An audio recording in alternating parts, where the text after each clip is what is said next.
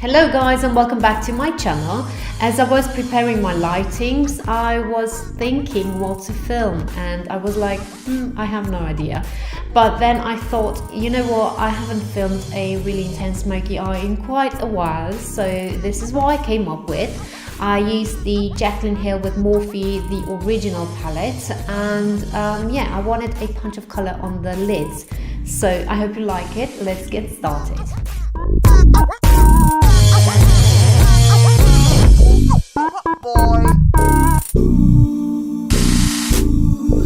First of all, I'm always priming my eyelids because I want to ensure that the eye makeup is going to stay put a long time.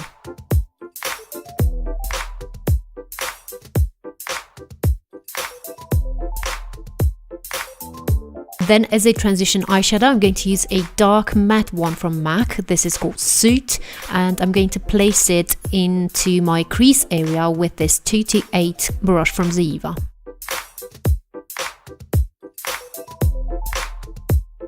When using dark and matte eyeshadows, it's best to apply them in layers. So working your way upwards, it's always a good idea, because if not, you're going to end up with harsh lines and you're not going to be able to blend them out. I like to start with the outer corners and then going gradually around the crease area, and for this look I'm going quite far into the inner part of the eye area. As I've said, I'm working my way up. I'm starting with a wash of color and then I'm applying as much as I think I need for the right intensity.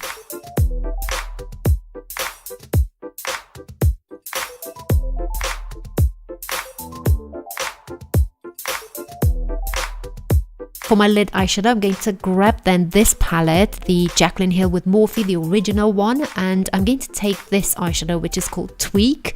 It's a beautiful eyeshadow with a lot of fallout, so be careful about that. I started to use a fluffier brush, which didn't work so well with this eyeshadow, and then I took a flatter one, and with this I am pressing the eyeshadow into my skin, but as you can see I still have lots of fallout. It's not necessarily a bad thing. Very pigmented eyeshadows tend to have lots of fallout. It's just the way it is, but the pigmentation is there, and the fact that I did apply this eyeshadow with the brush and not with the finger for this payout, it says a lot. So this is a good eyeshadow.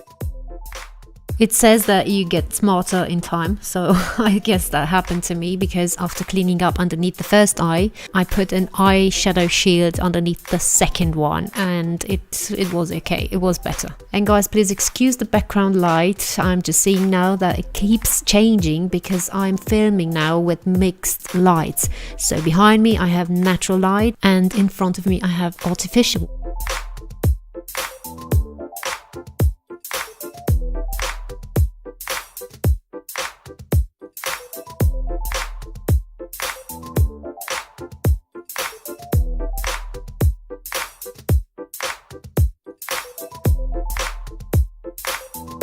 Moving on to the next eyeshadow, I'm taking a matte black, which is called Abyss, on a 36E from Sigma. So I want to stay with the color just in the crease area. I'm not going further than the crease area upwards. I'm using also a light hand because I don't want any harsh lines. I want it soft and diffused.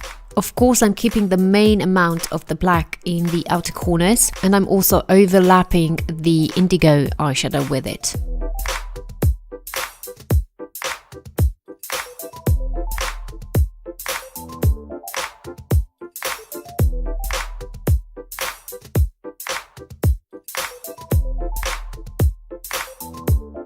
On a bullet brush from Ziva, I'm going to take then this shimmery champagne color, which is called Obsessed. I love the color. I don't like the name of it.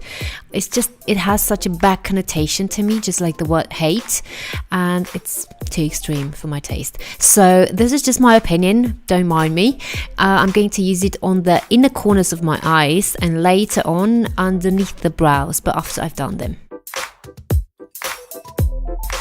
Now I'm going to leave the eyes and move on to the base, and I am using here a moisturizer which is called Hydrine Intense from La Roche-Posay. I love it so much. I love most of their products. They are fantastic quality. My husband, for example, uses one for oily skin and he's very pleased with it. On top of that moisturizer comes a face primer which is from Misha. It's called BB Boomer and it has a pinkish undertone and it's very moisturizing.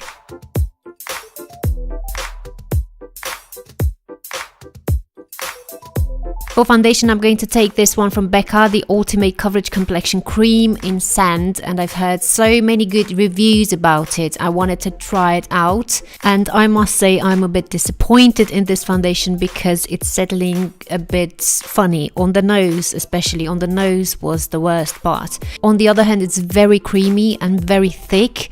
It doesn't feel thick on the skin necessarily, but it's very thick consistency. It spreads out very easily. That's a good thing, that's a plus, and also it's very covering. But the fact that it looks cakey, I just can't get over it, so I'm sorry for the money I paid for it. I will give it a try again, maybe in one of my tutorials, maybe applied with like a brush or maybe with the hands. I really don't know, but I'm going to try and do something because I think it would be fair to give it another try, to give it another chance, and yeah, we'll see about that.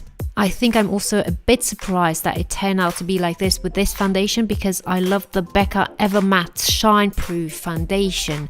That's very thin in consistency, it's matte, although I don't go for matte foundations in general, but that one I apply on the T-zone mainly, and when I do to the rest of my face then I stay clear of the under eye area, so I'm not applying that foundation underneath the eyes because there I'm dry and it's just the way it works best for me. Now it's time for my concealer, so I'm going to use the NARS Radiant Creamy Concealer in the shade Medium Custard, which I love so much. I know this one, I've used it for years, and yeah, I'm very happy with it. So the look turned out to be very full coverage because also the concealer is very covering and you need to be careful with the amount you're applying. To me, this is the type of concealer or the type of coverage I'm using for special events, for a night out, something like that, because on a daily basis this is too much. I was blessed with a good under eye area. I never had like bags underneath the eyes or too much mauviness, you know. I'm very pleased about that. A medium coverage concealer will always do the job for me, but I know not everyone was so lucky and I recommend this concealer to you. It's fantastic. Moving on, I'm powdering down my base with a pressed powder from Rimmel, and this is in the lightest shade. I am applying just the slightest bit, just as much as I need because the foundation is already pretty matte.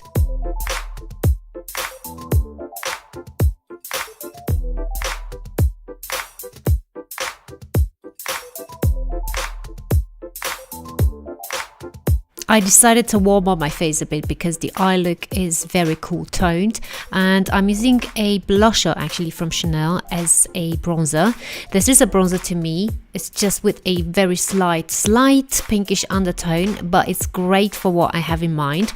This is called a Brume d'Or and it's from Joue Contraste range, and as I've said, it's a powder blush.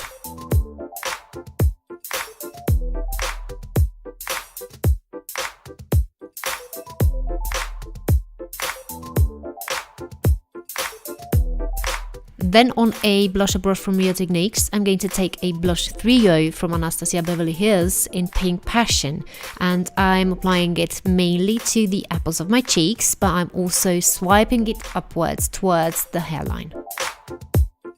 I'm now grabbing the Nip and Fab Travel palette, and as you can see it contains 3 shades, and first I'm taking Latte, which is a bronzing powder, but on my skin tone this is way too greyish, so I'm using it just to contour my cheekbones, because if I were to use it as a regular bronzer I would look like a dead man walking, for sure.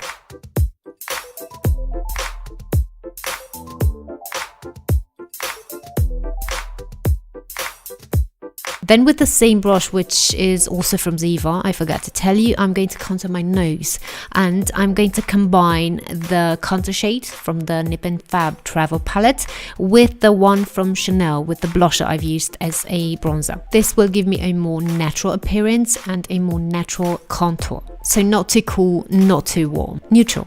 Then to highlight the highest points of my face, I'm going to use Champagne, which is the highlighter from the palette. I have it here, why not? And the brush is a fan brush from Ziva.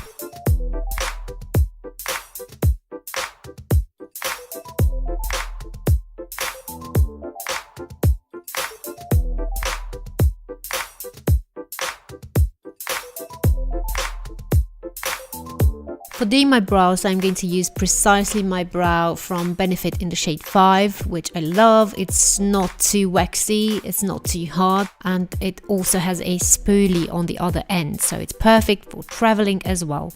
I like to do them as natural as possible. I'm always following the natural shape of my brows, and I'm just filling in the gaps. I'm mimicking brow hairs by doing little strokes, and I'm trying to stay away from bulky brows. It's just not my thing. It never was, and it just doesn't suit my face.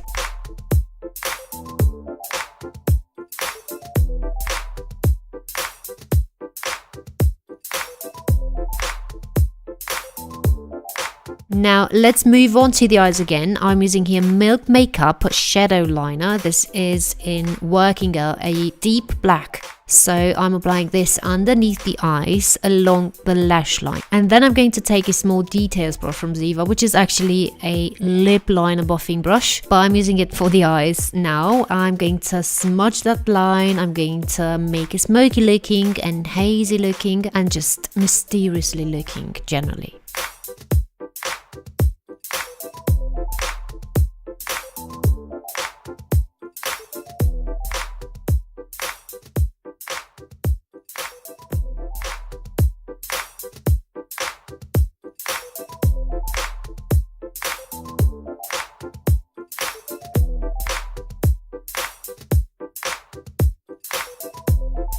That liner was very creamy, so I kind of need now to set it somehow. So I'm using the same black matte from the palette, and I'm applying it here with a brush from Kiko.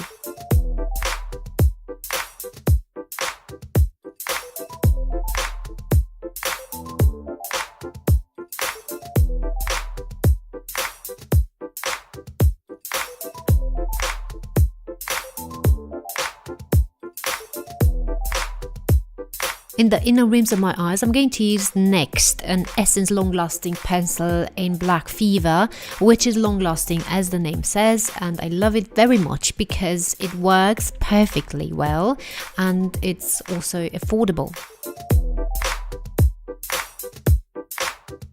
Next, I'm going to apply to the top and bottom lashes the Unlimited mascara from L'Oreal in black. The blue tube I'm using, it's waterproof, and the one that's black, it's not. That's the difference. For false lashes, I'm going to use those ones from Everson Lashes. They are human hair. They are a pack of 5, and first of all, I'm always curling them before applying them. This is the perfect method if you're scared of curling your own lashes. You don't have to hurt yourself anymore, and also I find it easier to apply them. Most of the times, the false lashes, they are not curled enough. They don't have that C curl, you know, that we're looking for. So this is how I'm curling them. And finally, lips. I'm using a liquid lipstick from L'Oreal, which is called I Rule. I love this formula. It's so thin and so easy to apply, so lightweight and not sticky at all. They've done a great job with this new formula, and I think I'm going to buy them all now because, yeah, they're that good.